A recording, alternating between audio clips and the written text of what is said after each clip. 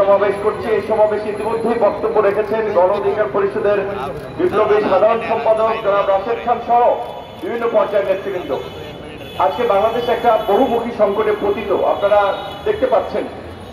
একদিকে ভারতীয় আগ্রাসন চলছে, বাংলাদেশের নির্বাচন কি হবে, কারা ক্ষমতায় যাবে, বাংলাদেশের পুলিশ প্রধান কে হবে, বিডিআর মানে সীমান্তরক্ষী বাহিনীর প্রধান কি হবে, সামরিক বাহিনী প্রধান কি হবে, মন্ত্রী পরিষদ সচিব কে হবে, এমপি মন্ত্রী কি হবে, সেটা ঠিক করে দিচ্ছে আমাদের পাশের দেশ ভারত। এই রকমের একটা হস্তক্ষেপ, একটা ওপেন হস্তক্ষেপ সেটি চলছে। কেউ বলছে, কেউ বলছে না।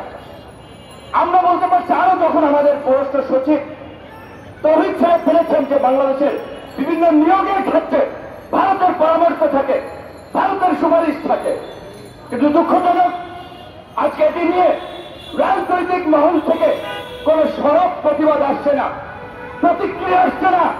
কারণ সবাই দাদা বাবুদের গোলামি করে এমপি হতে চায়, মন্ত্রী হতে চায়, প্রশাসনের উচ্চ পদে বসতে চায়। এতদিন ধরে এই ভারতীয় আগ্রাসন তো চলছে, এর মধ্যে নতুন করে যুক্ত হয়েছে মিয়ানমারের সংঘাত। আপনারা দেখেছেন কিছুদিন আগে 300 সেখানকার মিয়ানমারের সীমান্তরক্ষী বাহিনীর সদস্য সহ বিভিন্ন পর্যায়ের মিয়ানমারের সরকারি কর্মকর্তা কর্মচারীরা তারা বিদ্রোহী গোষ্ঠীর সাথে লড়াই যুদ্ধে পরাজিত হয়ে এখানে ঢুকেছিল, তাদেরকে নিরাপদে আবার ওখানে পাঠিয়ে দিয়েছে।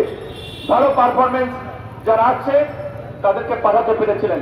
তাহলে গত 10 বছর ধরে বাংলাদেশে যে 12 লক্ষ রোহিঙ্গা আছে তাদেরকে কেন পাঠাতে পারছেন না, কেন পাঠাচ্ছেন না?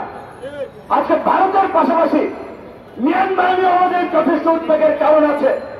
আমার আজকে এখানে দাঁড়িয়ে মনে করছে